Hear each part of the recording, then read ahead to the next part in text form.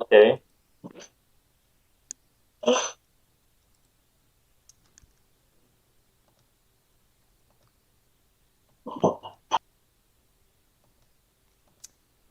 Hello, ladies and gentlemen. Welcome back to another YouTube live stream. I hope you guys are all doing absolutely splendid. And in this live stream, I know we just finished one up not too terribly long ago. Actually, it was about two or better part of 3 hours ago now.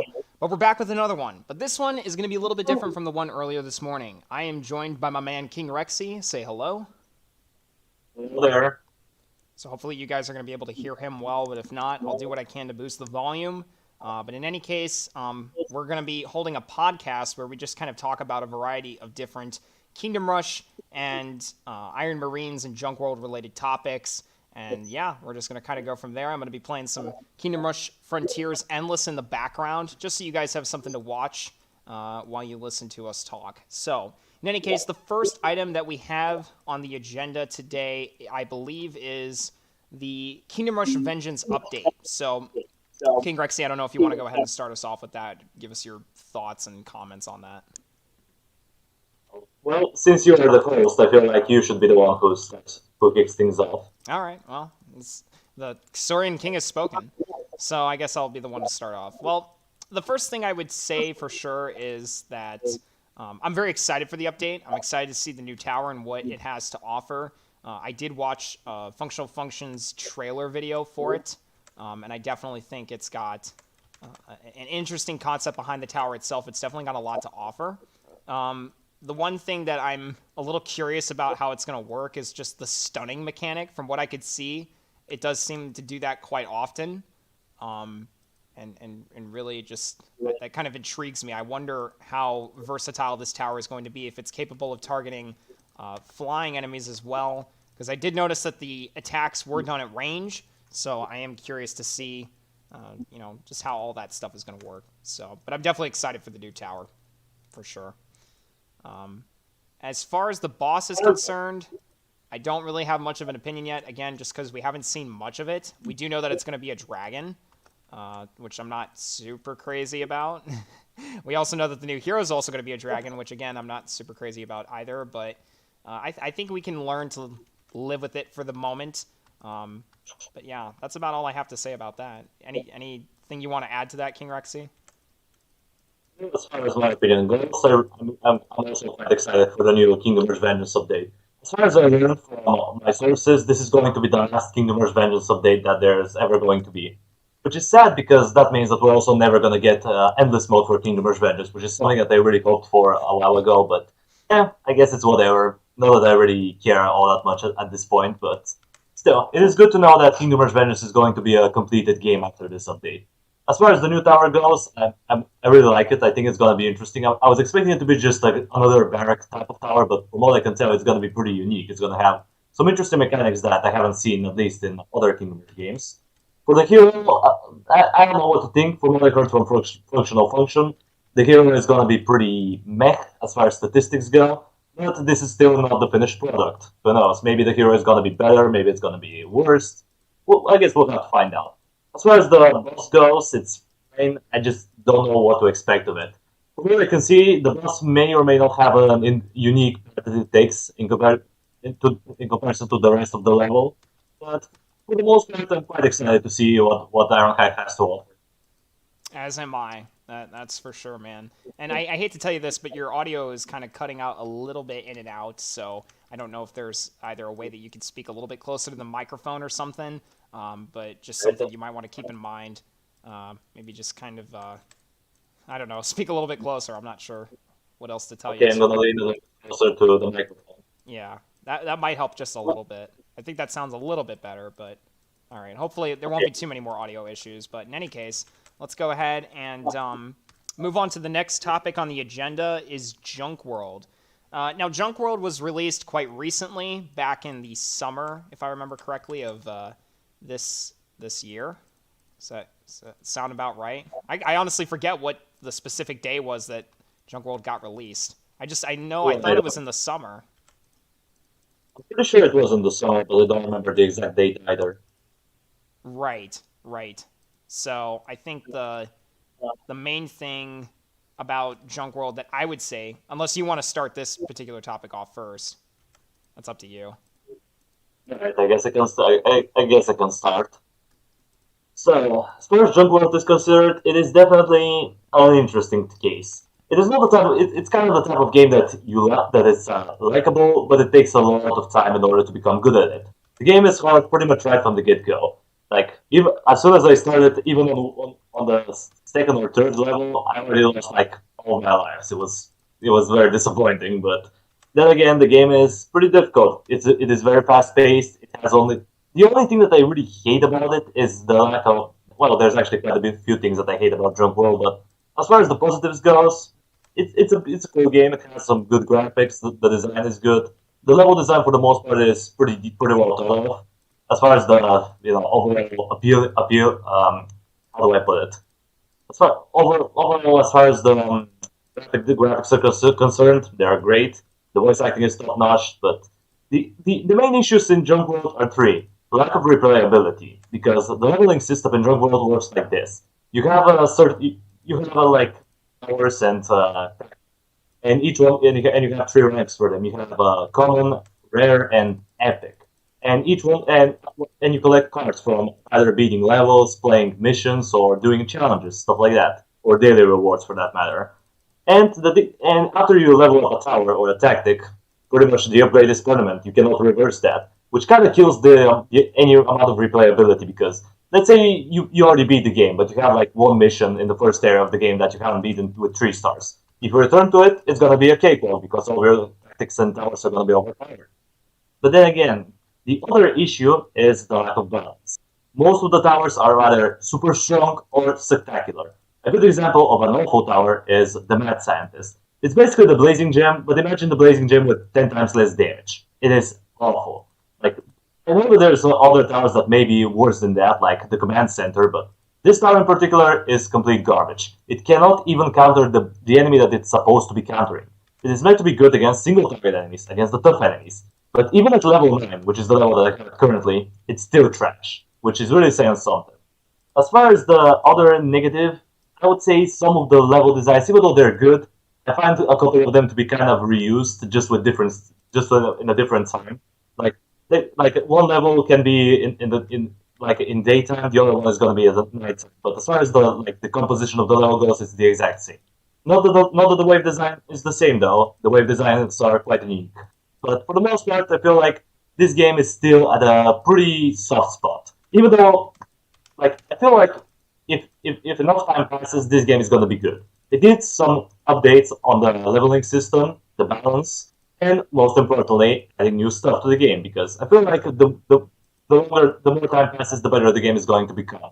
But at this current point, to me, the game is a little bit unenjoyable, mostly because of the high amount of difficulty and pretty much the lack of how do I put it, creativity put into it. Because there's a meta in this game, and most people already know about it if they play the game themselves. So yeah, that's all I have to say about Drunk World for now. Yeah, well, definitely some interesting thoughts. And I think the majority of us can agree that certainly while it's in its beta stage, it definitely has quite a few issues that it could definitely use some work on. You know, Junk World hasn't been around for that long. I definitely would like to see, however, the potential for this game to grow. I definitely think that they can and should add more content to it to make it a little more just versatile. And in terms of replayability, I definitely think that is something that they do need to focus on to a degree. But I absolutely think that you're right about the majority of what you just said here in terms of the towers either being very, very good or very, very bad. There's not a lot of, horribly balanced towers, but there's also not a lot of well-balanced towers either. I would say probably, my biggest issue at this point with Junk World is just simply the fact that, it's got a lot of stuff that it should be doing a little bit differently, in my opinion, just as far as the mechanics for the towers are concerned. It's certainly a new playstyle compared to Kingdom Rush, right? Where you have to have your tactics are the only interactive piece of the puzzle, so to speak. As opposed to you being able to put towers down during the middle of a battle or, a wave, if you will. I definitely think that's an interesting mechanic. I like that. But what I'm not super enamored or fond of for the moment is simply just the amount of, as you said before, the balance issues that I have with this tower are kind of just the not the what was I going to say? I was talking about the or what were you talking about earlier? You were talking about the equivalent to the Blazing Gem, the Mad Scientist Tower. Yeah, I think that's what it's called. Um, but yeah, I can absolutely agree with that. I think that it definitely needs a bit of a rework, just simply because of the sheer damage it's supposed to deal makes it look like it's really, really good, and it just proves to be ineffective like most of the time, if at all. The first time that I used it, I thought to myself, like, you're kidding, right? Like, this damage should be incrementing way more than it actually is. Like, if you're going to make a basic, Blazing Gem ripoff, you kind of need to make it a little bit more, I don't know how else to say it, OP in this instance, which normally I'm not in favor of, right? Because I've always talked about how I like stuff that's well balanced, but I also don't like stuff that's just complete and utter trash, which is going to push you to use a new meta strategy, such as spamming the machine gunners on the fire trucks, or using something like the it's either the barracks tower. I mean, even the barracks tower would arguably deal as much damage, if not more so, than the mad scientist, and that's just not okay. That's something that they seriously need to address and rework. But personally, like I said, I like Junk World a lot. I think it has a lot of potential. I just think that Ironhide needs to take some more time and pour some more effort into this game before it really becomes something serious that I would, spend a lot of time considering playing. So, but yeah, in any case, we're going to go ahead, and the next topic on the list I believe we were going to discuss was, what is the possibility of a Kingdom Rush 5, if you will, just having a fifth Kingdom Rush game in the works? And if so, is there anything in particular that you want to see in such a new game, if you think that's something that Ironhide would consider making in the future? I guess I can go ahead and start off on this topic since you just started off on the last one. As far as like a Kingdom Rush 5, I would probably say that my biggest thing is like the first thing that they need to do is they need to rebalance the other Kingdom Rush games first and foremost, which we'll be talking about that a little bit later in this podcast. But the thing that I think would really be cool to have is a final game of Kingdom Rush where they kind of wrap up the segment of what happens after the events of Kingdom Rush Vengeance.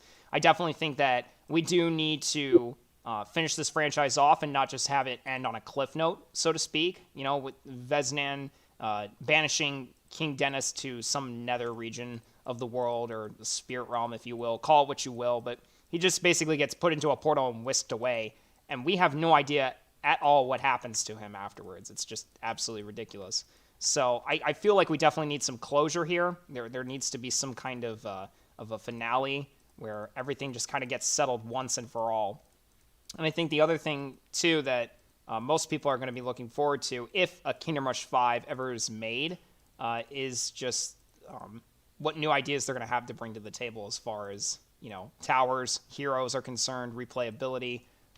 Those are all definitely things I'm sure most people are going to have on their minds. So, do you have any thoughts or questions about that, King Rexy? As far as Kingdom Rush 5 goes, that's a little bit of a tough question. I feel like the most important thing about it is to be, as you said, the closure. I feel like if there's ever if there's ever a Kingdom Rush 5, which there has to be, I feel like this is going to be either the second to last or potentially the last Kingdom Rush game as far as story goes, because we pretty much expanded the story as much as it can go. Let's go by the events. First of all, was Kingdom Rush Origins, where there was the Great War between the elves and the Twilight Elves, and later on they got to the Shrine of Eleni with the militia and Macton, the big spider, whatever it was called, and they merged. They took the Tear of Eleni, which is the gem, and they got merged. After that, they got defeated. Then Bezdom got the gem, and he got overtaken by its power, which led to the first Kingdom Rush, where there's the war between King Dinas and Veznan. Frontiers, I don't really see where it fits, to be honest. It's kind of like a side adventure, at least in my opinion. I know it has some sort of purpose to the story, but I just don't see it all that much. And then in Vengeance, there's the return of Veznan and him overtaking Lyneria. And then there's the Legends of Kingdom Hearts, which I haven't played personally, but I kind of get the story because I've watched a lot of people post videos on it and addressing stuff up. Basically, there's this alien kind of race. I don't remember the name of it. The unguided code or something like that. And basically, these guys are kind of the big bats. And one of them, and the main antagonist is some priestess that I don't remember the name of. I think she was called Iziri or Izira, something like that.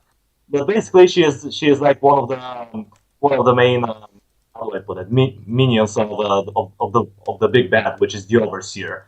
Basically, it's like a gigantic octopus thingy with a bunch of tentacles and they and she tries to open a portal to bring the overseer into the main world to devour it or something like that.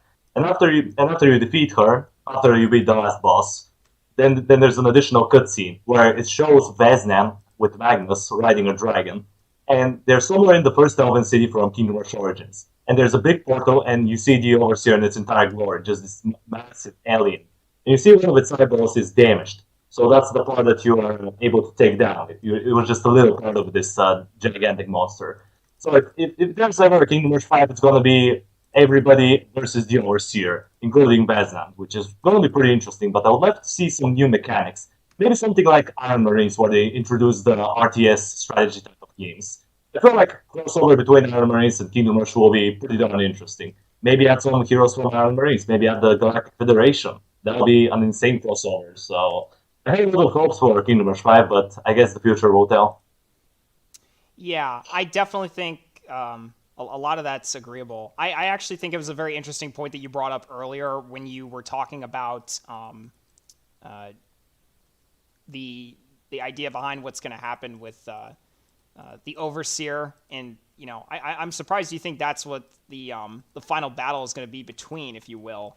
Um, Personally, I think there's sure, a potential possibility for you know a fight between the overseer or whatnot, but I think the overseer coming through the portal is a little bit eerily reminiscent of something from Iron Marines, and I'm wondering if there might not be some kind of crossover between the two, as you said, in Kingdom Rush 5. I definitely think that would be a cool idea to incorporate some different mechanics from both of those games combined, both the Kingdom Rush franchise and Iron Marines, as far as that is concerned. And kind of just briefly touching on Iron Marines here for a moment, just not to go too far off topic, but do you think that they should make a second Iron Marines? And if so, kind of go down a little bit more of the story path line for uh, what's his name, Shatra, if I remember correctly. Yeah, sure. Well, I think that there is a little possibility for Iron Marines too, but from what I can tell, Iron Marines was released like what back in 2016, 2017. So I doubt that they're gonna make a sequel. But if they ever do, I feel like they should expand on the Nexus part, which is basically the last boss. Which you haven't gotten to him yet, but a little bit of a spoiler. He is the last boss in Borealis, which is the last planet that you have to defend. And the thing is that if you're probably gonna notice this later on, but depending on the hero that you play with on the boss, he has different dialogue. And for Shatra specifically, the things that he says is that Shatra apparently had a brother, and his brother went to the dark side, which means that he technically is part of Nexus and his empire. So there could be something. If Shatra is connected to, is going to be one of the main characters for, let's say, the potential sequel of Iron Marines. I feel like we should see his brother and see what he had become, because Nexus is definitely not dead. Because in the last cutscene, it showed that Nexus is getting resurrected by some shadowy figure. Now, I don't know what reference it is. I'm not quite sure which who is responsible for resurrecting Nexus, but whoever it is, I don't know. We'll see. I don't really have a lot of ideas for Iron Marines still at the moment, but I feel like there's definitely a lot of potential for a sequel if Ironhide ever decide to go down with this idea. For sure. Yeah, and speaking of Nexus and how you mentioned Shatra's brother fell to quote unquote the dark side, if you will, for lack of a better term, uh, do we have any evidence that specifically suggests that he is part of Nexus's Rad army instead of something like the Fell or the um, the the robots under Robo? 370 or whatever the heck the robotic boss name is for that particular world, the second world of the main act of the campaign. Do we have anything to corroborate that, if you will? As far as I know, Nexus was the one responsible for destroying Shadow's main homeworld. So maybe his brother, instead of like trying to fight against him, he decided to unite with the evil side, so that he doesn't get destroyed. Maybe that's why. But I don't Interesting really have theory. evidence. Yeah, it's definitely an interesting theory, for sure. All right. Well, yeah, I definitely think, like we said, there's a lot of potential for Iron Marines in the future, but yeah, as far as what's going on now with everything that's concerned about Iron Marines, they haven't really done much with the game. I think either in terms of updates or balance changes or anything like that since its release. So I am going to be very curious to see if it does get any kind of overhaul in the near future. So, in any case, moving on to the next subject on the podcast today, we have the issue of the evolution of the Kingdom Rush franchise. So, we're going to be talking about, in this instance, some of the pros and cons about the franchise itself. And, again, like we just were talking about, it's a little bit reminiscent of the issue we were referring to with a potential possibility of Kingdom Rush 5. So I'll go ahead and kick things off on this particular topic. The first thing I would say, as far as the evolution of Kingdom Rush, I would say it definitely has evolved positively in some ways, as opposed to others. The first and foremost being that I think the heroes, to a degree, have gotten just so much better over time. There's definitely a lot to be said for some of the heroes in Origins and Frontiers. I think there's a lot of concrete examples of really strong but also really well-balanced heroes. The issue I have on the flip side of that coin is I think there's also quite a few heroes that are not well-balanced. And there is a topic that is specifically related to just the heroes that we are going to be discussing later on in this podcast, ladies and gentlemen. But it's going to primarily revolve around the dragons. Not necessarily throwing the baby out with the bathwater in that aspect, but I'm not going to spoil too much. We'll go into that a little bit later here in a second.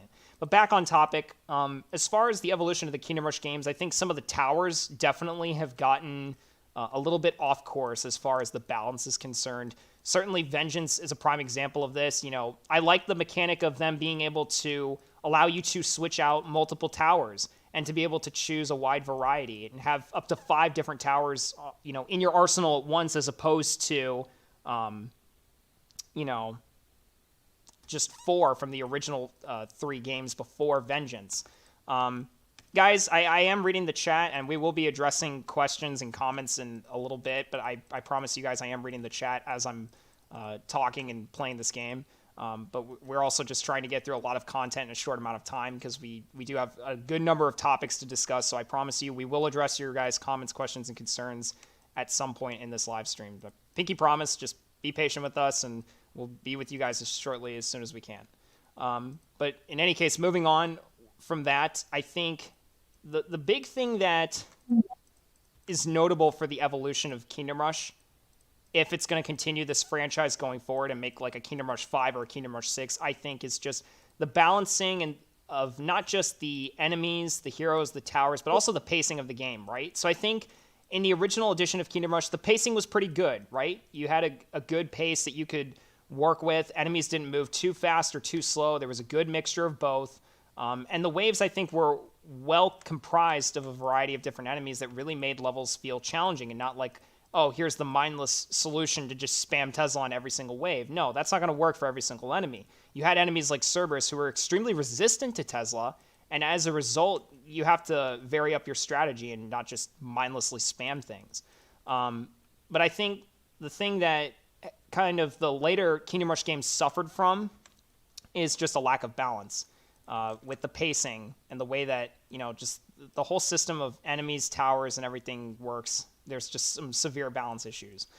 Origins probably is the best in terms of just sheer difficulty, which for veteran players such as myself, I think is a huge issue, right? So if you guys are casual gamers, then the thing that you need to keep in mind is that we're kind of dissatisfied after a while with vanilla gameplay, right? So we want something that's a little bit more challenging. We want to be able to have replayability so that we can continue making videos about these games. when you get to a point where vanilla gameplay just kind of sucks and you're starting to struggle to come up with ideas for videos and content on challenges, you start thinking to yourself, okay, maybe it's time to get to a new game. And that's not good. We want to continue to make content about things that we enjoy and that we like. Now, obviously, it's going to have to end at some point, right? We can't just go on with Kingdom Rush forever unless they continue the franchise forever. But even so, there is going to be a point where I'm going to stop making content about Kingdom Rush and the franchise. But in any case, the biggest thing here I would say is just that, you know, as far as the evolution of Kingdom Rush is concerned, they need to consider how are they going to evolve this game, not just for the pro gamers, but also for the casual ones as well. You want to try and get those guys as much involved as well because of the fact that pro gamers like myself and, you know, War Champion, Cozinez, the Real Morgan, these are people who, you know, have invested a lot of time into these games and due to their popularity and their influence have inspired a lot of other people, I think, and correct me if I'm wrong here, King Rexy, to, you know, start playing in this franchise.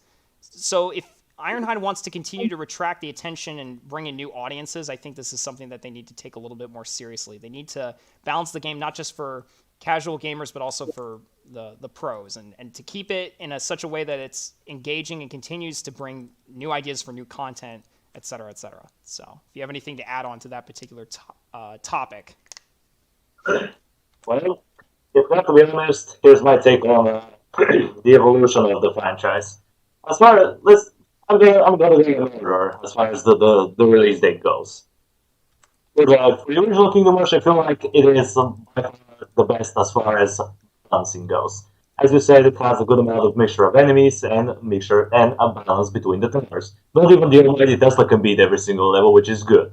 For the heroes, I don't know. I feel like they feel a little bit incomplete in the original Kingdom Rush. Frontiers adds up more to the heroes as making them more complete as far as leveling goes, adding more abilities, specific statistics, which is good because that makes you realize what the hero is gonna do. You see the statistics, you see the abilities, and you're like, right, I guess I'm gonna buy this hero or that hero, and you just go with it. As far as the balance between the towers goes in Frontiers, it's okay. I would say for the most part it feels balanced in most categories. Origins, on the other hand, I feel like that's where the issues with balance between towers starts to arise.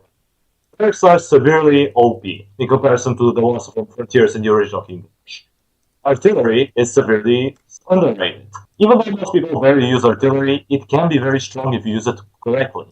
Archers, I feel like they are in general pretty good towers, so I don't see too much issues with them. Mages, I feel like they got a little bit nerfed in comparison to like the original and Frontiers, but they're still a relatively good tower to use in certain situations. But Vengeance, oh no. Vengeance went completely off the charts. First of all, heroes. You either have a good hero that's kind of alright, okay, like, you know, kind of an okay-ish hero. But then we have the OP ones, like Ice Cold. Come on. Were they smoking crack when they created this hero? This is just pure. I don't know. There's not a good word to explain this. This hero is just stupendous, stupendously broken. And not only that, the issue is with the towers. The towers, for the most part, are, even though most people say, oh, the game is balanced, it's not. There's severe disbalance between every tower. Sure, it has variety, which is good. Variety is something that people want, that gives the player more options. But what's the point of using, let's say Rotten Force? Rotten Force is generally terrible to the most people. And if you try to use it and you see that it sucks, you're gonna be like, well, what's the point of having the opportunity to pick this more? I'm never gonna use it. It just kind of sits there while you use the OP strategy, which to me, the OP strategy, if you're not counting the premium towers, just as a quick side note, is getting the Orc Warriors then, Flingers, Infernal Mage, Mausoleum, and Goblin Ranks. If you use these towers, you can beat pretty much every single level guaranteed. And yeah, I feel like the balance in Vengeance really kind of sucks.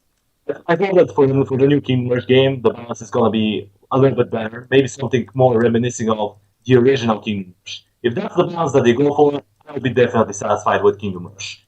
But I feel like the community and the future of these games is gonna be bright.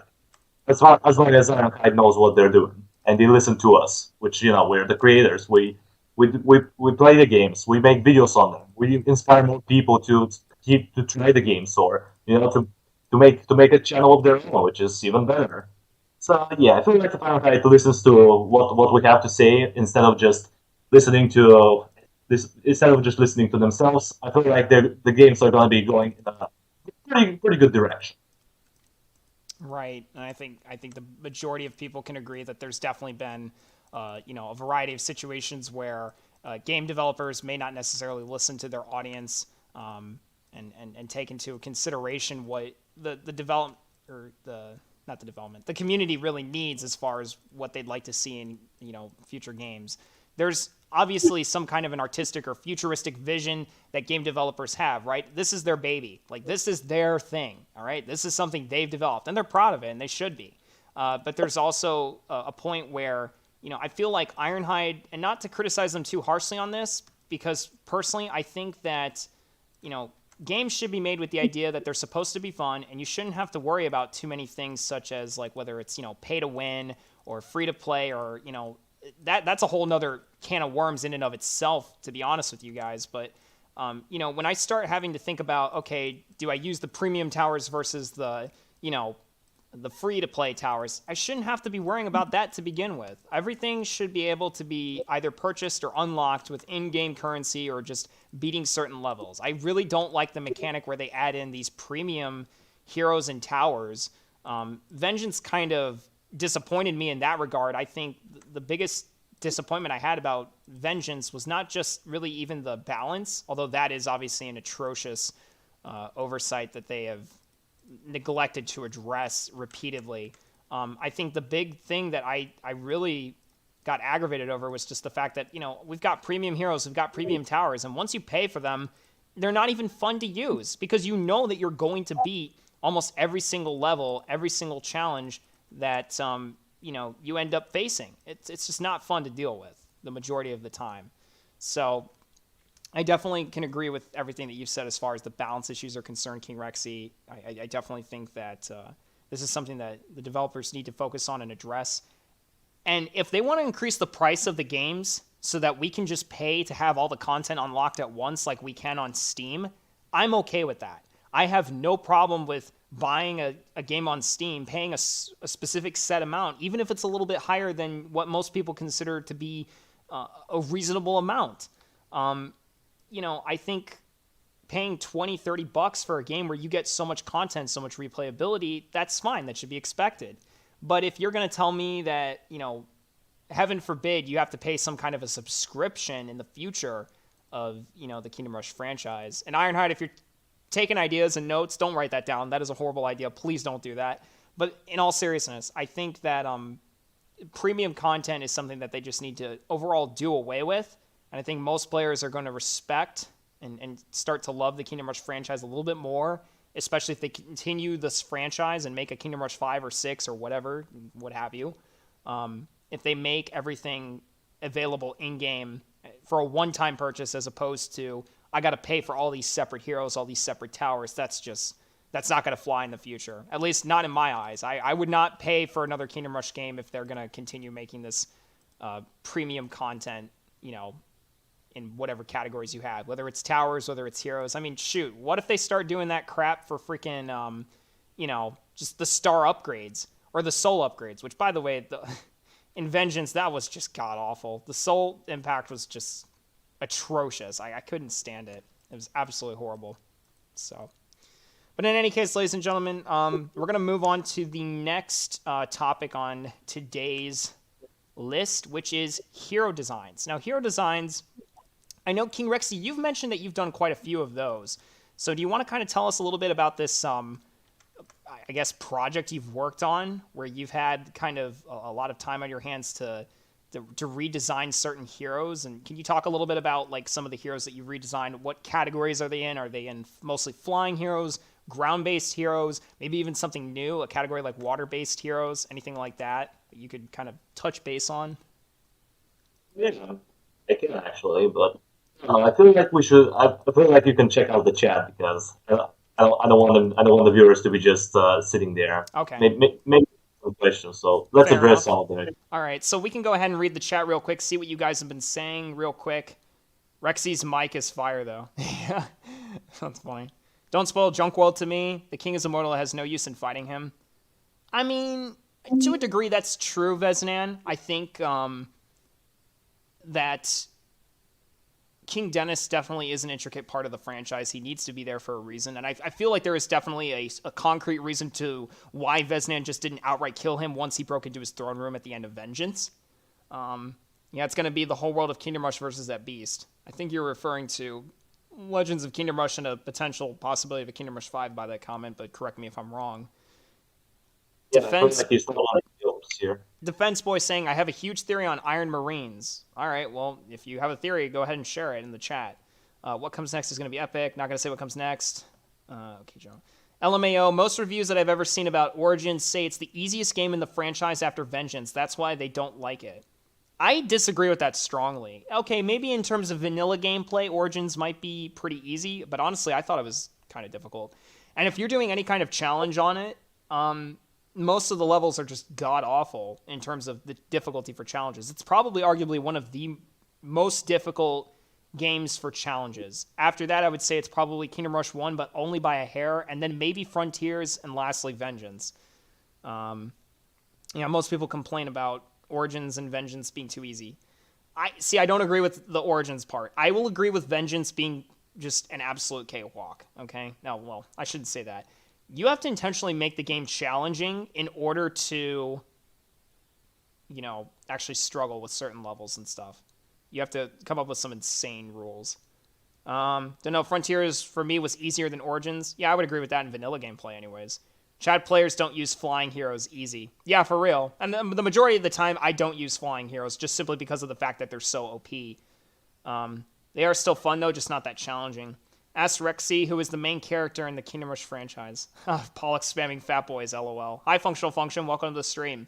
Prince Ali, I know, man. We got 4 YouTubers in the stream. I wish I could stream or film Kingdom Rush games, but my PC is too trash for that. Aw, sorry to hear that, my man. Soul Impact is trash, which is true. Yeah, for real. I mean, I like the lightning concept from Origins, and I also like the fact that it's instantaneous in where it strikes. You don't have that little delay from the Rain of Fire from Kingdom Rush 1 and Kingdom Rush Frontiers, so that is definitely a positive. And honestly, it kind of makes sense. In Kingdom Rush 1, if I remember correctly, on the Flash platform, this was way back in the day for you guys who, I don't know if you played on the Flash version or not, but definitely was interesting to see the premium content include a lightning bolt spell, which the description I think said something along the lines of, it'll make you feel like Zeus. You can use the power of lightning and strike a single enemy. And it was actually pretty strong too. It dealt a solid amount of damage. Not sure whether it was true damage or not, but it definitely dealt quite a bit of damage.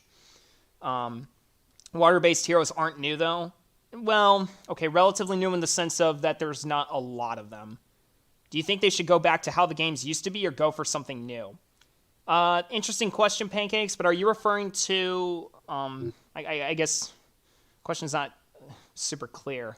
You think they should go back to how the games used to be or go for something new?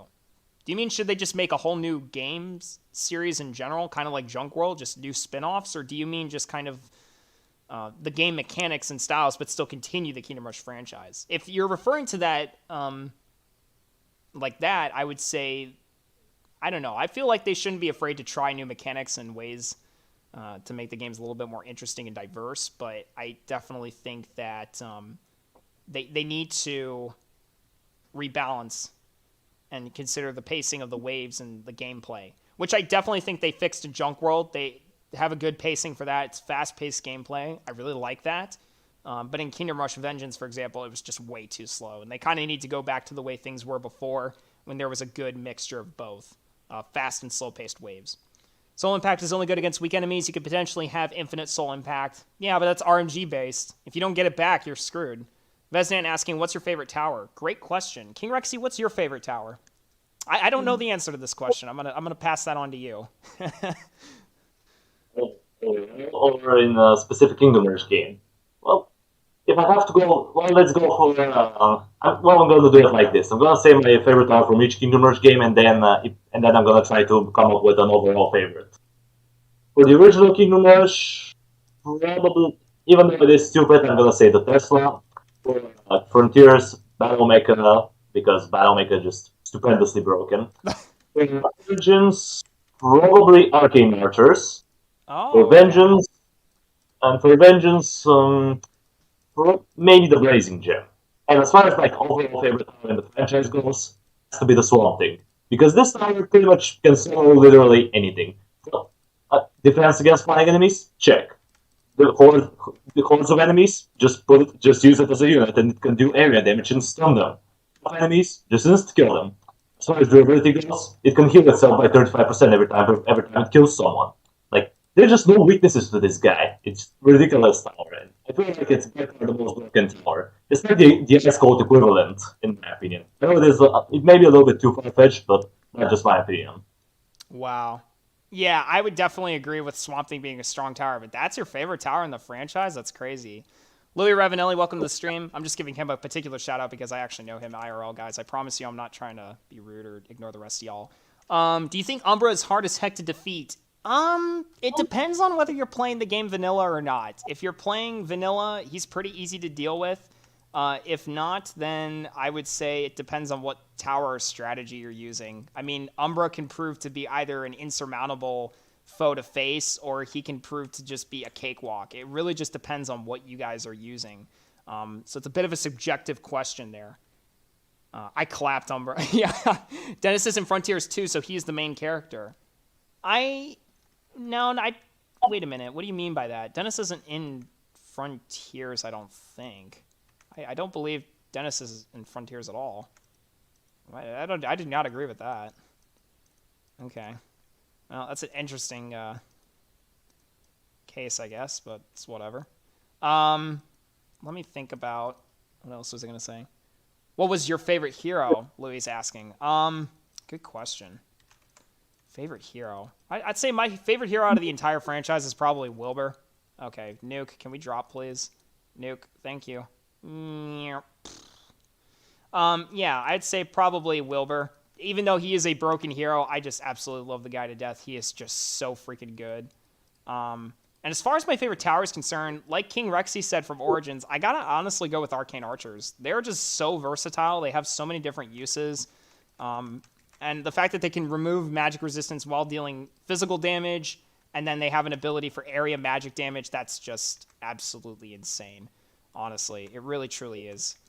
So I would say probably Arcane Archers is my favorite tower in the entirety of the franchise. So in any case, Dennis is in the last comic of the main campaign of Frontiers. Well, yes, I know that. I'm aware that he's in the comic, but he's not actively participating per se directly in the campaign, as far as, you know, him and his involvement in that, if you will. So I'm trying to think. What else? Nukem Boys. Yeah, exactly. Vesnan saying, I am in Legends too. As I see it, Swamp Thing is like Mortimus a zombie, but he has 3,000 HP and has 0 cooldown. Well, also, I'm pretty sure his main attack doesn't deal true damage as well, so there is that to consider. So yeah, there is that. So moving on from that, well, by the Russian dude's logic, Gerald is the main character because he is in Kingdom Rush 1, Kingdom Rush Vengeance, and Legends of Kingdom Rush. I mean, yeah, makes a good point. So yeah, let me think about what were we just speaking of? We're talking about hero redesigns. Yeah, hero redesigns. Okay, so yeah, so let's see here. So do you want to kind of touch base on that as far as what you've been working on? And yeah, I guess I can start with it because I have a lot of experience with it. Why don't you just start with?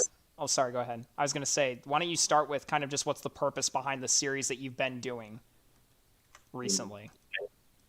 For the series. Well, to be honest, I started this series by the request of the Duke. The Duke originally was making these anime hero designs. Back in August, I talked to him, and he kind of brought up this idea about redesigning heroes from Kingdom Rush, which kind of got off course. Originally, the idea was to pick an already existing Kingdom Rush hero and redesign him. But then it kind of went off to creating your own hero because that's a little bit more interesting because you can have new mechanics, new game style, new ideas. And once we started, it was pretty popular. A lot of people got to him, and he was doing them for a while. But at one point, I don't know why, but he said that he was going to stop with it, and he asked me if I want to continue this series. And because I really got inspired, I was like, sure, keep going. And I get quite a few hero designs here and there, and I still have to review. I think about 6 or 7 hero designs that I have been sent. So yeah, I would say that these series are pretty interesting. If anything, I'm trying to inspire people to be more creative with Kingdom Rush. I want to see new ideas, new heroes, new potential, because the biggest the most important tool after all is your imagination when it comes down to hero designs. Okay. Interesting point for sure. Just really quickly to divert from that, but not too terribly long. There's some guy with a Russian name, or I'm sorry, not Russian name. Malagar was asking in the chat, can you explain to me what's the storyline behind Legends of Kingdom Rush? Unfortunately, I cannot, since I have not played Legends of Kingdom Rush. It's only on Apple Arcade, and I do not own an Apple device, so I don't even have the ability to purchase that particular subscription, unfortunately. So I'm sorry, I can't say that I can accurately answer that question. But in any case, go ahead and continue, King Rexy. So as I was saying, after I talked with you, that kind of related some sort of feeling within me to start making hero designs. Because back in the day, around the time when I was like, I was definitely a teenager, but I don't remember when it started. It was around the time when I was 14 or 15. I got inspired to write down something. I really wanted to. I really had this inspiration to write down some sort of book or a novel, quote unquote. And I still remember the name of it. It was called Night in the Woods. And if I didn't really finish it, I was working on it for a while, and I wrote down I think 400 to 500 pages. But at one point, I just kind of gave up on it. I don't really know what happened. I was kind of in a maybe it was because I was kind of going through a depression phase back when I was around 16. So maybe that's the reason why I kind of stopped. And I don't think I have the file yet. I feel like I think I deleted it at one point, which is kind of disappointing. But I definitely liked that before, and I don't know. So somehow I just got re-inspired to start writing again. And to me, one of the most important part about writing down a hero design is the backstory. It kind of has to be at least a little bit connected to the Kingdom Rush story, so that it feels a little bit more related, at least in my opinion. To give you a few examples, I have pulled out on my screen quite a few hero designs that I have. I'm not going to read through the lore because the lore of my heroes is varying between 20 pages on the low end to over 50 pages on the high end, so it's going to take way too long. So let's give a quick briefing through some of them. The first one is the hero that I made for myself, which is called Rexy as the Forgotten Saurian King. It was kind of an idea that I had back in the day when I still had a Discord server. A lot of people were like, "Hey, you're probably related to King Zizi. Maybe you should do something with it." And I was like, "Sure, I'm gonna write that." And I started writing. The story is pretty short, but I'm not gonna go into too much detail. I think I sent it to Lighting Rune to make a review on it. So if you want to see the full idea of the hero and you want to go a little bit more deep into it, you can go ahead and check it out.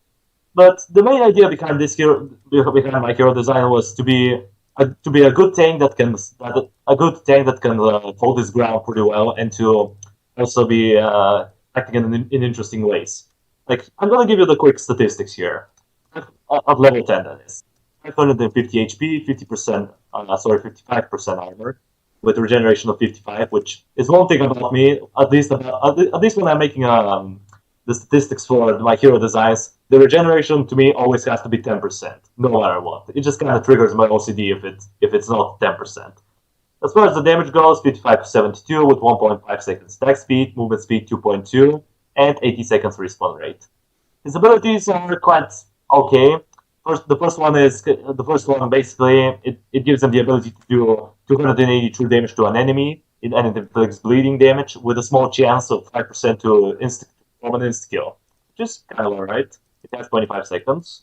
The next one is kind of a summoning ability, Woe to the End. It's gonna summon 3 units that last for 15 seconds, and the cooldown is 20 seconds. That could be a little bit too strong, but the statistics are usually kind of meh.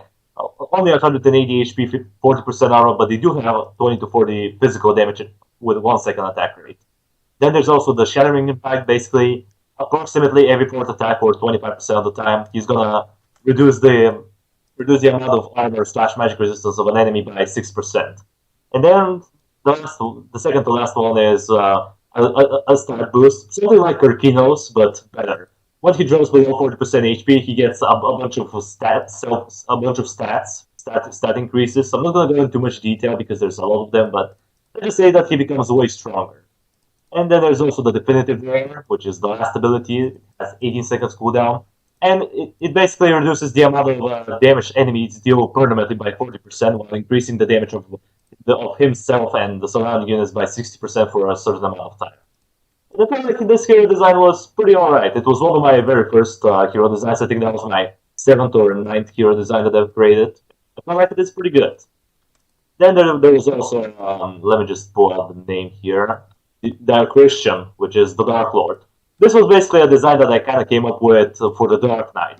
Because I really like the Dark Knights in Kingdom Hearts Vengeance. Even though most people say that they are bad, I feel like they are pretty decent, and I really wanted to see a hero that's related to them in a way. So yes, I mostly wanted him to be a really strong thing that has interesting interaction with the Dark Knights because that was an idea that I really wanted to see in Kingdom Hearts Vengeance. Heroes interacting with specific powers in an interesting way, which we haven't seen yet, which is a little bit disappointing. Hopefully, the new Dragon hero is gonna have some sort of unique interaction, but I doubt it. And yeah, as far as the statistics go, I'm gonna go do a quick briefing. 440 HP, 44 regeneration, 90% physical armor, 24 to 76 physical damage every 1 second, which fun fact does the damage of a Dark Slayer from the original Kingdom. The movement speed is 2.1 seconds, and the respawn rate is 18 seconds. The innate ability is gonna give him the ability to boost the stats of nearby Dark Knights by 15%, which is making them a little bit stronger. Then there's also his insta-kill ability, just casual insta-kill ability. I named it Brutalizer and has 25 seconds cooldown. Then there's also the Abyssal Spike, which just increases the amount of damage dealt by the Armor of Thorns by 3 times. So it's gonna make the Dark Knights a little bit better. Then there's also the Death Stare, which is kind of a sort of utility. I don't really know how to put it, but basically it reduces the stats of an enemy by 50%, excluding the HP. So his HP is still going to be the same, but attack speeds and stuff like that is going to be reduced by. But the thing is that the Christian has to be staying in battle with the same enemy, otherwise the effect wears off. Then there's also the Rupturing Strike, which is kind of a nice way to deal additional damage. Basically, he has 20% chance to how do I put it? To perform a specific attack that's gonna push an enemy backwards and is gonna make him bleed and take damage over time. And last but not least, there's also the impenetrable wall, which by the way, that was an idea that I had for a challenge back in the day. It was one of my very first ones. I think it was the third or fourth challenge that I've ever done, where it beat the entire Kingdom Hearts Vengeance with just Elite Harassers and Dark Knights. It was pretty good. It was a pretty good combo. And basically, this is gonna make him immovable, and every enemy in a certain amount of radius is gonna start targeting him. But instead of like him taking damage, he's gonna absorb the damage and then reflect 50% of the damage dealt back to the enemies as true damage. And it lasts for 15 seconds, but the cooldown is 35 seconds. So this ability can be rather OP or kind of underrated, depending on how you look at it. Then there's also the less noticeable hero designs that I've made, like Beatrice, the Nightmare Princess. I kind of had the lore idea for her. Like, the idea behind her was that she was going to be an experiment that failed from a mad scientist. Like these guys, they're gonna have basically to put the story short because the story is 25 pages. I'm gonna put it shortly. It's about it's about two brothers, and both of them are scientists, and one of them wants to overcome death to resurrect someone in their full state. And and the thing is that he kind of succeeds, and then he wants to try it on humans instead of like animals. He wants to go straight for the humans, and then he brings up his sister, which his sister is basically having some sort of disease, and she's going to die. I forgot what disease I gave her, but she's basically going to die if they don't do anything. So he ended up resurrecting her, but it went wrong. She became too strong, and she got these godlike powers.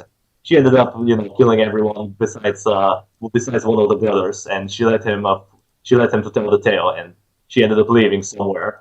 And then I don't remember how she ended up coming up to Vesda and agreeing to join his forces, but it was somewhere in the story. As far as her mechanics go, I don't really know what I was going for her, to be honest. I kind of went a little bit wild. Let's start off with her innate ability because she is made to be in Kingdom Hearts Vengeance. Basically, when she's under 40% total HP, um, she's basically gonna get a consistent regeneration of 35% until she gets back to 85%, something like Jugo. Then there's also the im, im, im, uh, impenetrable skin. which basically gives her a 30% damage reduction, just a little bit, just because she was meant to be a fight hero. I want her to be somewhat good because she has to compare with Merlin and Ice Cold, so I have to make her somewhat strong. Then there's also the what was it called? Locust of Wrath. Basically, just a way to do some area true damage. It's still a lot, 70 to 95 true damage per each locust, and she can summon up to 6 of them every 16 seconds. Then there's also the Served by the Dead, which is like Mortimis's undead servitude, but a little bit better. In a way, basically, she whenever an enemy dies to her near her, she's going to revive him, and he's going to start walking backwards, and he's going to start fighting enemies for 13 seconds. And I feel like that's an okay one. Then there's also the unstable power, which is kind of like the Archmage's ability, where every time it performs a basic attack, it has a chance to do additional area damage. That's basically it, but with true damage. Basically each one of her basic attacks has 35% chance to explode, dealing 147 true area damage. And then her ultimate ability is Radiating Aura. That's kind of an ability that I really don't love. Basically, whenever basically when you use it, she's gonna become stationary. She's gonna turn into a bright ball of light, and the ball is gonna do 220 true damage per second for 4 seconds. And when an enemy dies by this effect or in the radius, Beatrice is or the hero is going to get 20% extra damage and magic resistance for 15 seconds. So the more enemies you kill with it, the stronger she will be for the set time. And I'm not going to go too much in detail about the other heroes, but I'm just going to give you a quick mentioning about their story. I'm not going to go into the Well, statistics because I hate to interrupt. I know I'm yeah, sure we could talk about heroes forever, but since we've touched topic on this quite a bit, and I think the general audience has an idea kind of just how much time and effort that you've poured into this series. I think they could definitely appreciate the amount of work and respect. Um, all the hard work that you've done with that. And if you guys want to, you can definitely, I would highly recommend you guys go check out King Rexy's channel. If you have not already, please make sure you're subscribed to him. He's definitely has done quite a few hero redesigns. He could absolutely talk your guys' ears and legs off about this all freaking day if he was able to, for sure. yeah. But unfortunately, we're going to keep things moving along. We're going to try and get going into the next topic. Somebody's asking me in Yeah. the chat, also, how many nukes do you have? Let's just say that the representation of that number is in hexadecimal form because there's so many. It's like 8,999,999,000,000 something. It's like somewhere around, maybe not that many. It's like in the billions, close to a trillion. Let's put it that way. And if you want to know how to do that, just edit the data file. Just go to wherever the gems are and then just edit the number to literally whatever number of nukes or items you want.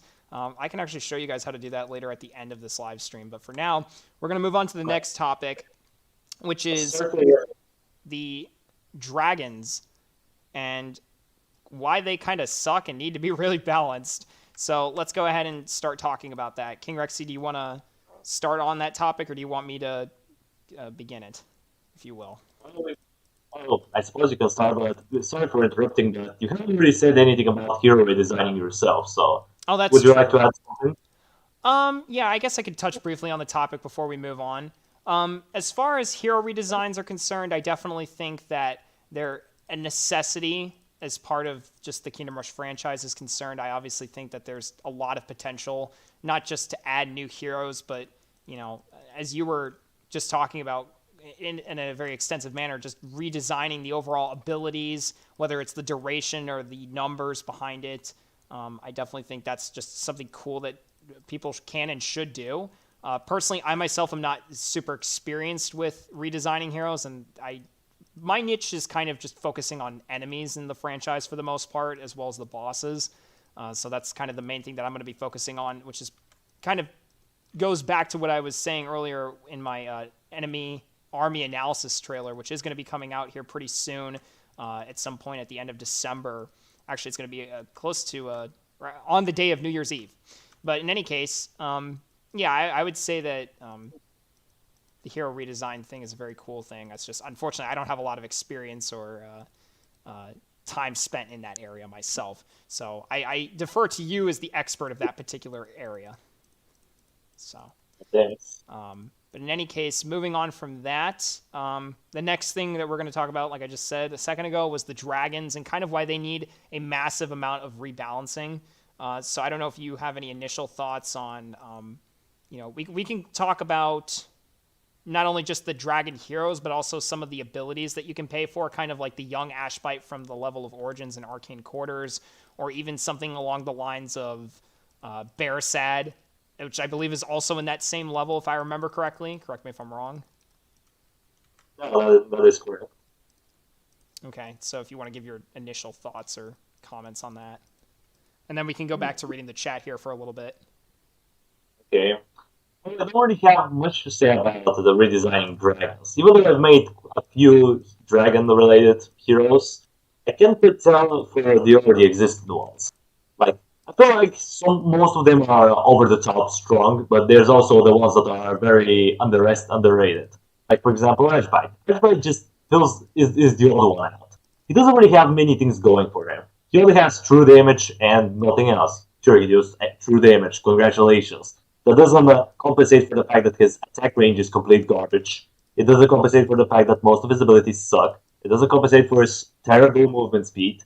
And let's not even compare. Let's not talk about the feast ability, which is just bad. Because the reason why it's bad is because Ashbite is meant to be good against hordes of enemies. He's meant to be good for crowd control. But this ability just gives you the idea that he's good for single targets, which he is not. Because this ability is RNG, and it doesn't have that it has 30 seconds cooldown. So yeah, Ashbite in my opinion definitely needs a buff. But Bullheart on the other hand, he is his exact opposite. He is the OP version. I feel like the main reason why he is so strong is the plague carriers. The plague carriers just really do all the work. He kills an enemy, he gets infected, he explodes in a small area, dealing true damage, infecting other enemies. And it creates this gigantic chain reaction, which you can do thousands upon thousands of true damage, which is not okay for a dragon. Like I don't care if he even costed $20. I feel like this ability is definitely too strong. I feel like the way to nerf him, kind of, or balance him, is to either get rid of it completely and you do something else with it, or just reduce the damage by a lot. Instead of 90 true area damage, make it like something weaker, like 20 or 30 area true damage. Something that's small, but it's not going to be high enough to the point where it's going to create a massive chain reaction all across the map. For Faustus, I feel like he is kind of probably one of the more balanced Dragons heroes. Even though some people say that he is underpowered in certain categories, I can agree with that. His basic attack is interesting, but for the most part, I don't know.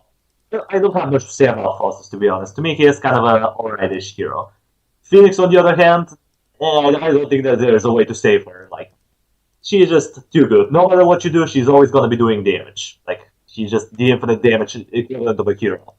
Wilbur, on the other hand, he can easily be fixed if you reduce the amount of true damage that he deals with his basic attacks. Because that's where most of his strength comes from, his basic attack. 63 to 96 true damage every 0.6 seconds. That's on average according to 32.5 true damage per second. That is more than almost any hero in the franchise, which is insane. And I don't know, like, sure, the fun thing is that Brooks can actually surpass this amount of damage if you max her out, but that's another topic. And for Vengeance, I feel like Beersad is kind of alright for the most part, but the main issue that I have with him is the ultimate ability. I feel like it's definitely the main issue with him. But other than his ultimate ability, I feel like he is okay for a dragon hero. For Morgan, though, she definitely has a lot of things that need to be fixed. And for Scott, I think he is just beyond recovery. If I have to put it lightly, he is beyond recovery. And it's kind of weird because it's kind of like a road accident. You don't want to look at it, but you just have to look at it because let's be honest. As much as he kills the fun factor of the game, he is by far the most OP thing that ever created. It's stronger than the Phoenix. It's stronger than Wilbur, and yeah, I don't know. I just don't have much to say about the redesigning of dragons. At least at this point. Maybe later on I'll have better ideas, but for now I don't really have much to say other than some abilities have to be buffed, some abilities have to be nerfed, or other abilities have to be just reworked or removed completely. Well, certainly all exceptional comments and thoughts there in that regard. Thanks for kind of touching base on that particular area. I would agree with just about everything that you said there. Um, Obviously, my main issue and the reason that I don't use dragons for the most part is they are not fun to use. If a hero is not fun to use, I mean, that in and of itself is not going to encourage me to try it out. Okay. When I tried out the dragons, I saw just from the stats alone, with the exception of maybe Ashbite and Barasad to a degree, although I don't really agree with the Barasad being well balanced kind of thing. But for the most part, I think, the dragons just need a massive, massive rework. I don't think we should throw the baby out with the bathwater per se. It makes sense to have dragons in a game that's, a medieval tower defense game genre style of gameplay. So I definitely think, don't throw out the dragons completely. What they need is some serious rebalancing and a rework of their abilities. There was an interesting idea that one of the people that I talk to on a regular basis, Tron from the Future, suggested as an idea for reworking dragons just in general, is when they die, either make the cooldown for them to respawn much longer than most normal heroes, if you are going to keep the stats relatively the same, or just make it so that they can't respawn at all. If you let them die once, that's it. They're gone for the rest of the level. And that's kind of a punishment because considering how OP those things are, well, yeah, I mean, they're supposedly immortal. They shouldn't be respawning all that quickly. At least I think. With it being that powerful, there's just they respawn way too fast. They need to increase the respawn time significantly, in my personal opinion. The other major issue that I have with them is just the targeting system, right? So they have an interesting way of targeting enemies. They don't always hit enemies that are either directly below them or even just sometimes right in front of them. You kind of have to position them weirdly in the sub lanes in order to really get them to hit anything that's in supposedly their range. And that kind of irks me to a degree. I'm thinking to myself, the guy's right there in front of you. How are you not seeing him and hitting him? It's just absolutely ridiculous.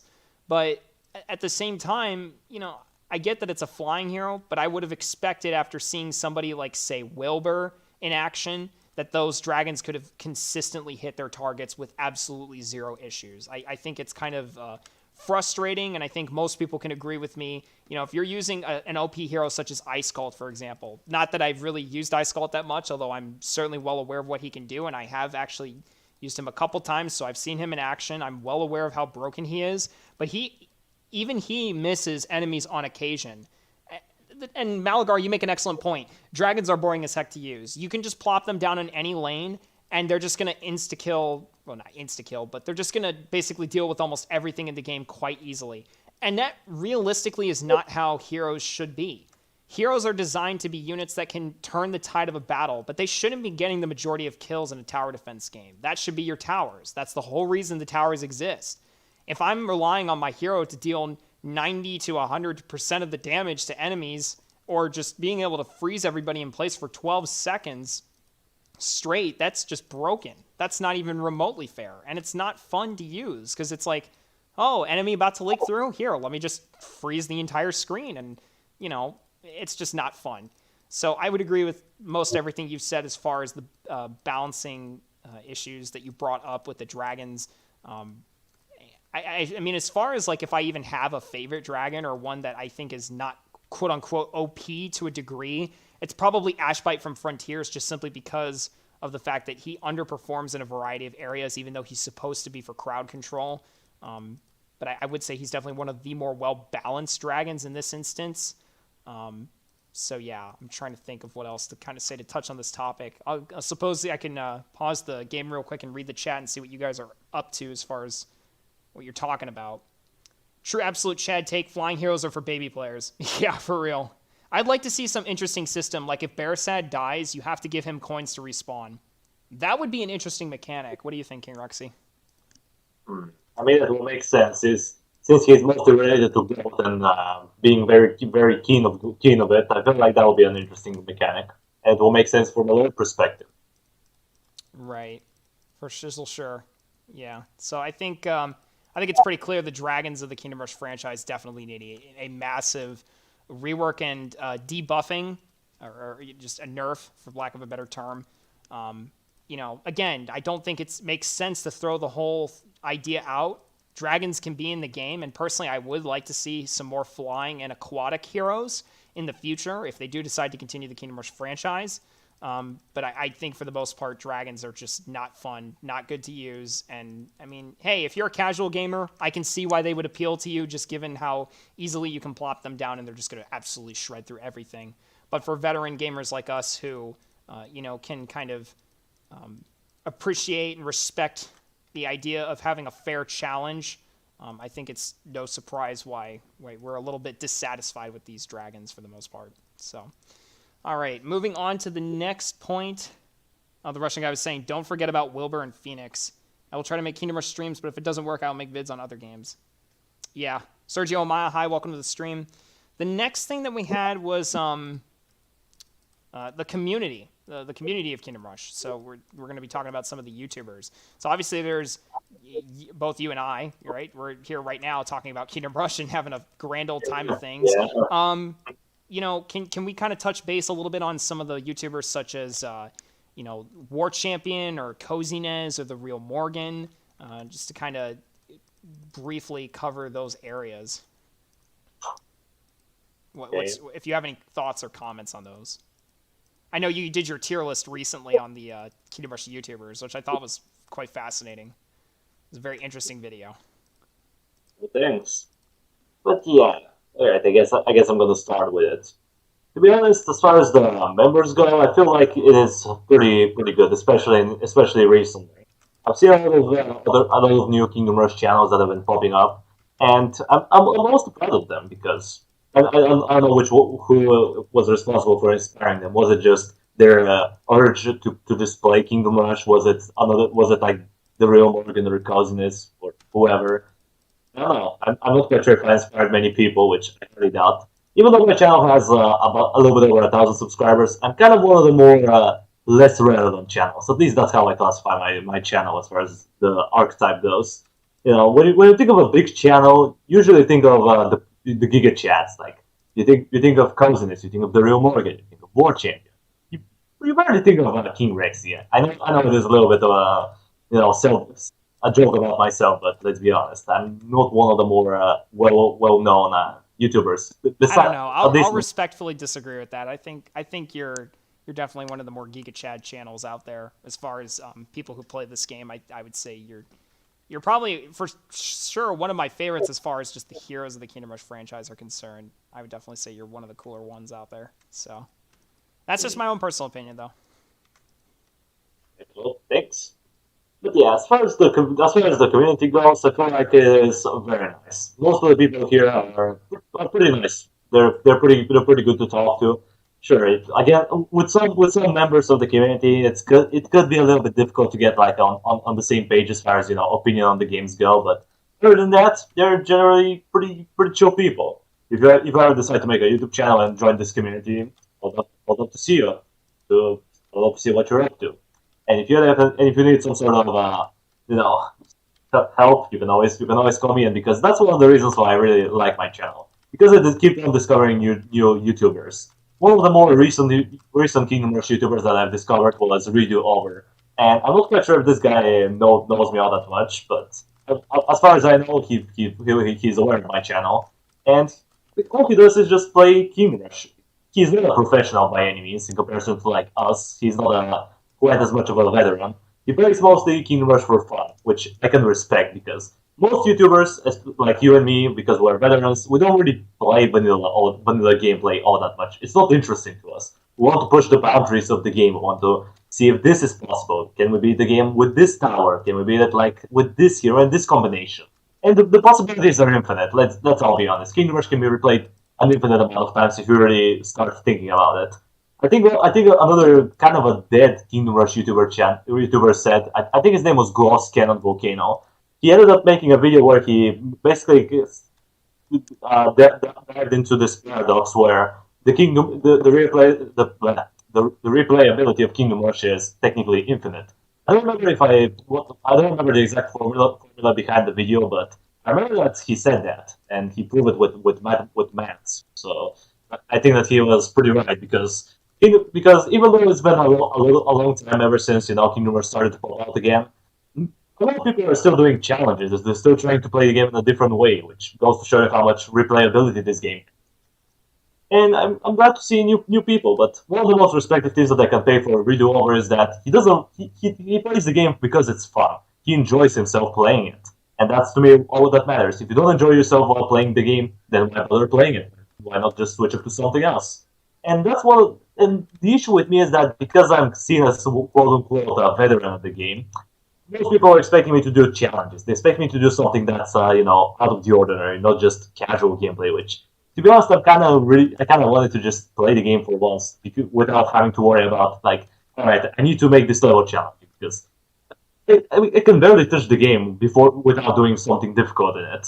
And even though I don't make like challenge videos as frequently right now due to being busy with university and stuff like that, it is I don't know what to think. I don't know. It's just a little bit. How do I put it?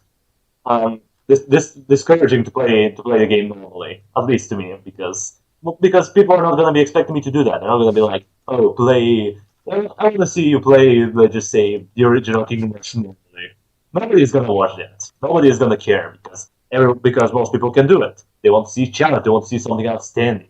And to me, it's pretty cool to come up with outstanding stuff. My channel has been kind of stale recently. So I still have my series like Iron Marines, like the guide videos on the hero designs. But other than that, I don't really have much ideas because most challenges in Kingdom Rush that are from like easy to medium difficulty have already been done. There's only like the straight up insane or impossible challenges like beating what was it called? Beating that one level with Zizi, I don't remember. Dark Like Depths. Oh, That Darklight level Depths, yeah, Darklight Oh yeah, Depths. that one where you have to beat it with barracks. That was generally impossible, but then one guy came up and was like, "Hey, look at that! It is possible." He didn't beat it with 3 stars, but still, he showed that it is possible. I can't imagine how many times he had to redo this level over and over again, but there's just some dedication that shows in this guy. Unlike him, I really don't have a lot of time to just sit down and work on a challenge. And if I really want to do it, it's gonna take me like at least a week to finish up a very difficult challenge. Which, even though it will be good for a video, it will not be very productive because unlike most YouTubers, I like to have a schedule. I like to upload on this date and just in this time. I want to have some sort of system going on. And if I don't have the system, I just feel like my channel doesn't really go anywhere. That's just Right. my thing. I know that most YouTubers, at least from what I've seen on Kingdom Hearts, don't really care about schedules, but to me, so schedule is an important part of a channel, and you should follow it. So yeah, that's all. That's really all I have to say about the community so far.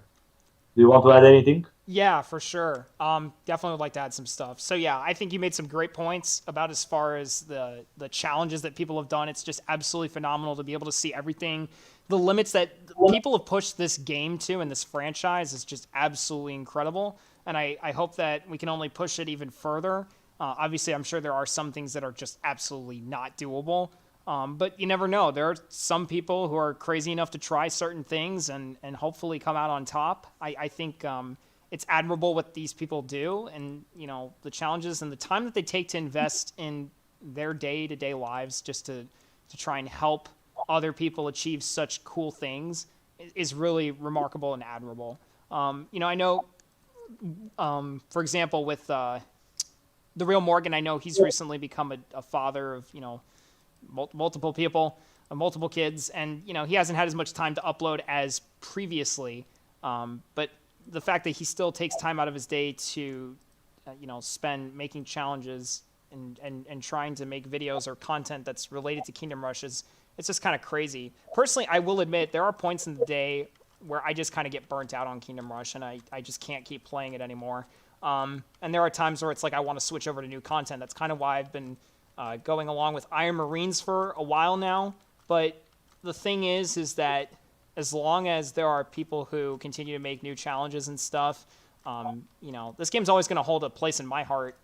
Just nostalgically speaking, is probably one of my favorite games of all time. Actually, I'm pretty sure Kingdom Rush and just the franchise in general is my most favorite game of all time, just from the sheer amount of time that I've spent on it. Plus 2,000 hours, been playing since pretty much almost the day that it came out back in July of 2011. It was like late July 28th, if I remember correctly. But yeah, it's just absolutely ridiculous how far that this community has grown and how much attention we've gathered for ourselves just worldwide. The number of people who've played this game has just skyrocketed, I think, due to the hardworking efforts of the various YouTubers, yourself included, King Rexy, and all the other channels. Cozinez, when he did his channel challenge with Kingdom Rush Vengeance, No Lives, or not No Lives Lost. When he did Barracks Only on Kingdom Rush Vengeance, I was like, you're kidding me. There's no way that, this is going to work. And he made it work. He was able to beat the entire game with just Barracks Only, which is just absolutely insane. I didn't even think that was going to be possible due to the number of flying enemies, but somehow he was able to, pull it off. And to me, that's just crazy. It inspires me to, see, okay, well, now how far can I do this with no lives lost? And I actually ended up making it all the way to Bulgar's Throne before getting to the first ice level. Now, I'm still trying to figure things out, but I'm going to be honest with you guys, I don't know that I'm going to get past the first ice world with no lives lost. It's so difficult. The only person who was even remotely able to get me there was Olak, and even he ended up struggling quite a bit close to the final waves and just was not able to carry me through. But we'll see if that changes in the future. But yeah, for the most part, I would say the vast majority of the Kingdom Rush YouTuber community is pretty good. Definitely a lot of talented gamers out there, a lot of people who know what they're doing, know what they're talking about, and definitely have a huge amount of skill at this game. It clearly shows. So, yeah, moving on from that, let's go back to the chat real quick. The guy in the throne room on that level must feel great seeing his army being one-shotted every 2 seconds. Oh my god. You don't have to play Kingdom Rush, just play whatever you want. I mean, that's true. That man beat Vengeance with only barracks and made...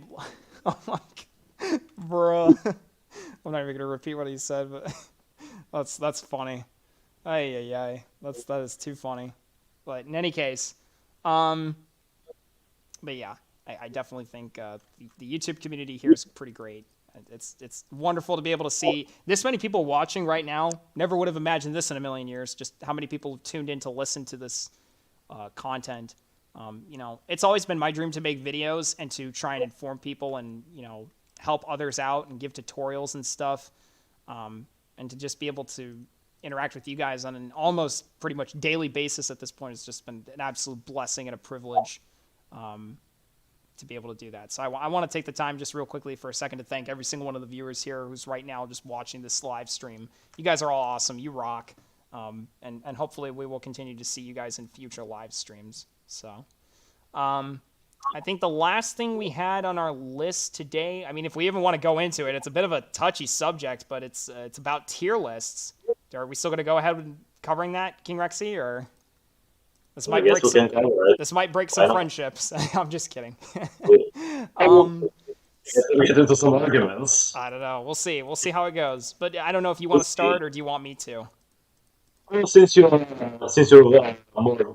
played Kingdom Rush for longer than I am, I feel like it will be a little bit more appropriate if you start, since you have more experience with the game. All right. Well, I think that's fair enough. I'll go ahead and get started on that particular subject. So, guys, what we're talking about right now is going to be the tier lists of the Kingdom Rush YouTuber community. So certainly there's quite a few tier lists that have been made, some of which are objective, obviously, some of which are much more subjective. And I would say that just the majority of the tier lists that are out there, kind of interesting. Some of the placements, I mean, I'd have to pull up and see everybody's names on the list, but to be honest with you, I think most of the tier lists are pretty accurate for the most part. Voduke made a very interesting hero tier list, which for the most part I can agree with, at least in terms of just raw strength and looking at things objectively in the light of damage and HP and durability and abilities and all that. Some of the hero rankings I did admittedly disagree with quite a bit. I was just like, what the heck? Why did you put this person at this spot? But for the most part, he was pretty accurate in his listing. So I will say he did a phenomenal job with that. I know, what was I going to say?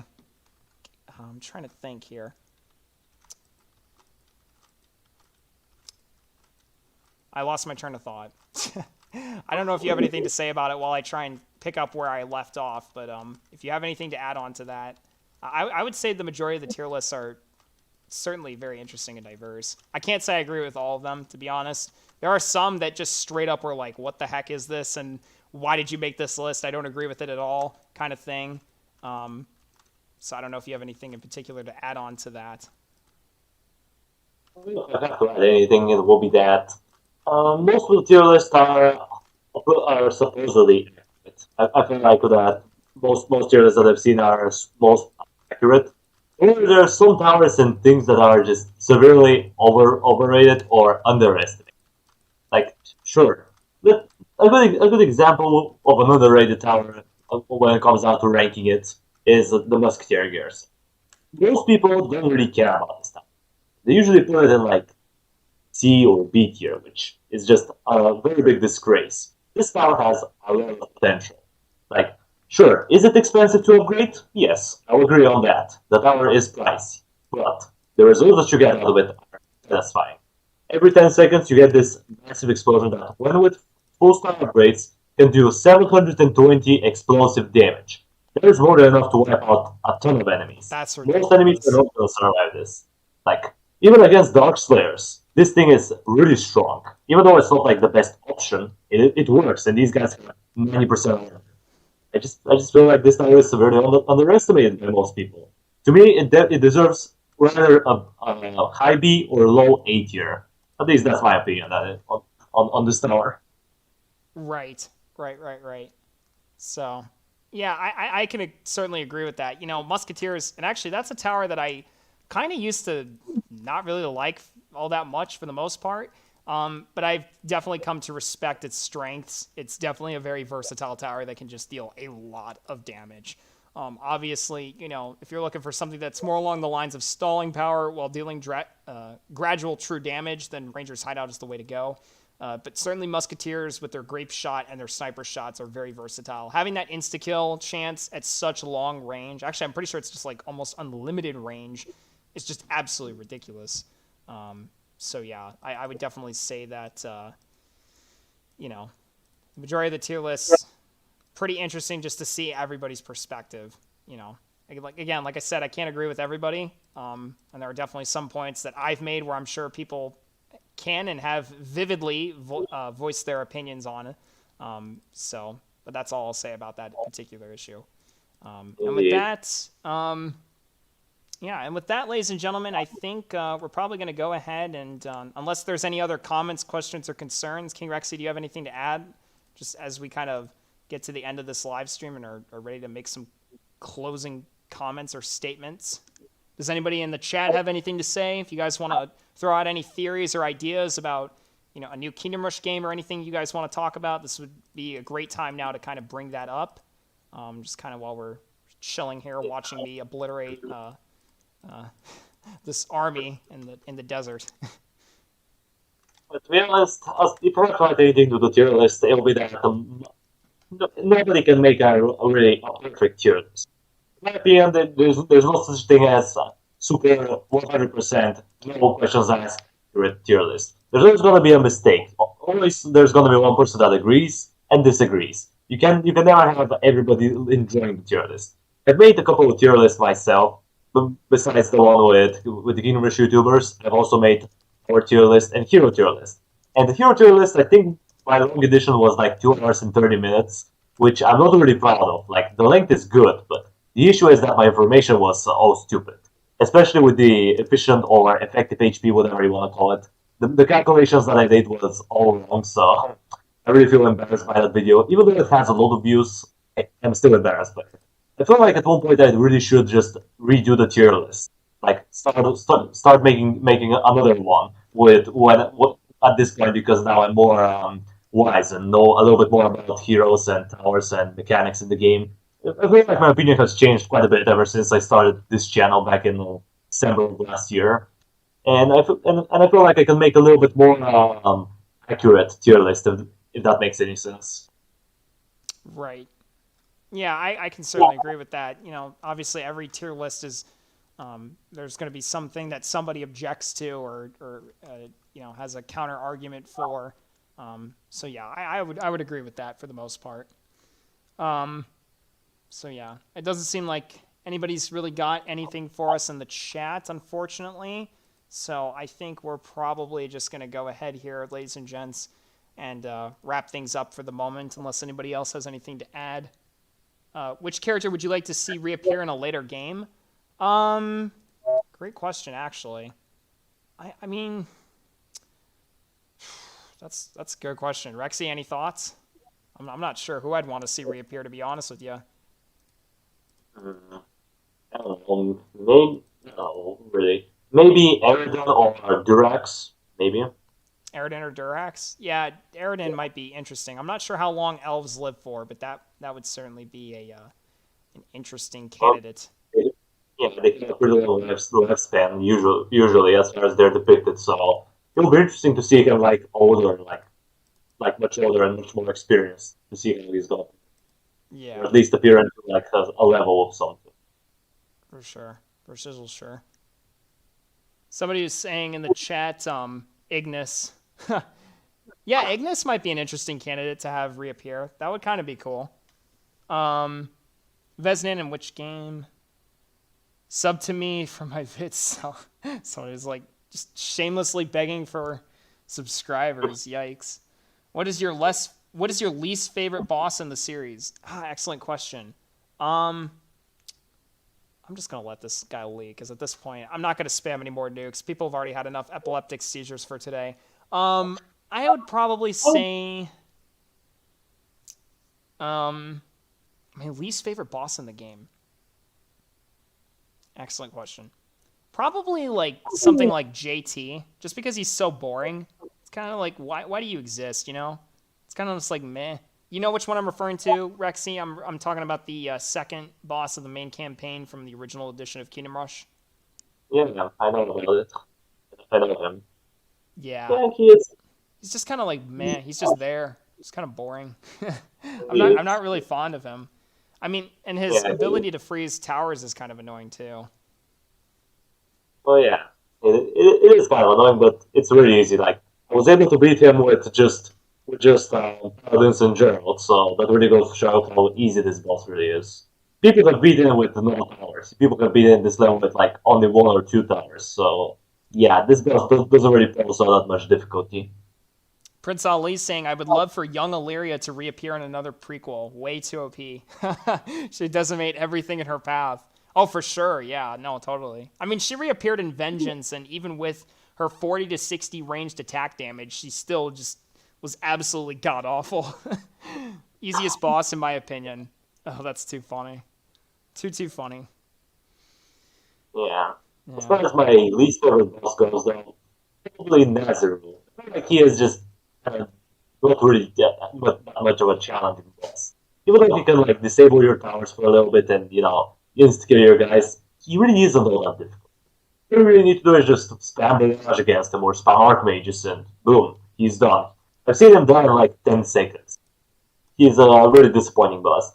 The Leviathan is also kind of bad, but at least the level is very well designed and it's very challenging. Like you can lose levels as soon as wave one comes in. So that at least this excuses the boss of being like the worst boss ever, at least in my opinion. Nazareth, on the other hand, I just don't really see the difficulty on this boss. Sure, it is kind of difficult once you're playing the game for the first time, but once you get used to the boss and the mechanics, it you almost forget about this boss and its existence entirely. Somebody was asking in the chat about what is your least favorite hero and bonus hero. That's a good question. My least favorite hero, probably Bolin Farslayer. I mean, if you're talking just in terms of like ranking, it would probably be Bolin Farslayer, but also just like subjectively speaking, he is probably my least favorite hero in the franchise. My least favorite secondary hero, probably Rurid Longbeard, who appears in this level. I think the Dark Descent is what it's called. Yeah, right here, this guy. Yeah, Rurid Longbeard, he just sucks, man. I mean, 10 to 30 damage. It's not really that great. 420 health with high armor, 35-second respawn time. First of all, it's too long. For that amount of health and damage, that's just way too long. I mean, I get that he's got armor and everything, but still. As far as my best secondary hero, okay, that's a good question. I would say probably, Best secondary hero. Who would that be? Probably Lucretia. I like her capability. It's pretty cool. And the fact that she can heal herself. I kind of like that. So. Malik from Walmart. Wait, what the hell? Uh, what about you, King Rexy? What's your least favorite hero and bonus hero, if you have one?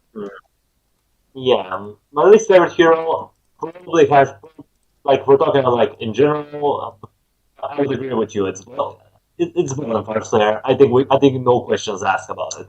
Yeah. She just doesn't have a lot of outstanding stuff. Like Illyria is trash for sure, but at least she has some capabilities. At least she has something going for her. Unlike Golden. As far as secondary hero go, probably young Illyria. I feel like she is the worst one with with that guy with Longbeard. I keep forgetting his name. The guy that you mentioned that is appears in Vern the Longbeard. Yeah. yeah, yeah, this guy. I It's mean, kind of hard to sure he has. pronounce too. Sure he has terrible respawn rate, but at least he has some uses. You could use them especially on the waves with the savants. You can use them with reinforcements to stall them, and use your heroes to keep them in place until you get your rain of fire and annihilate them. This is at least he has some usefulness. You know, though, you just kind of keep her at the back of the map, and she just does nothing. She does like 0.1% of the damage for through the whole level. She just doesn't have much use. Right. Right. That would be an interesting. That would be interesting picks for sure. So, yeah. All right.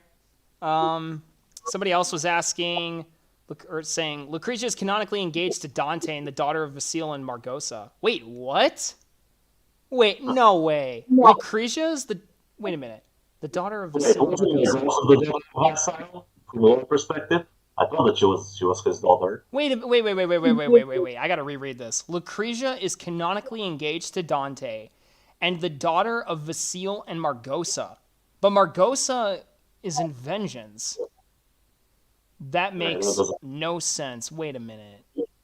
The main issue. I know they mentioned in the lore that Margosa was.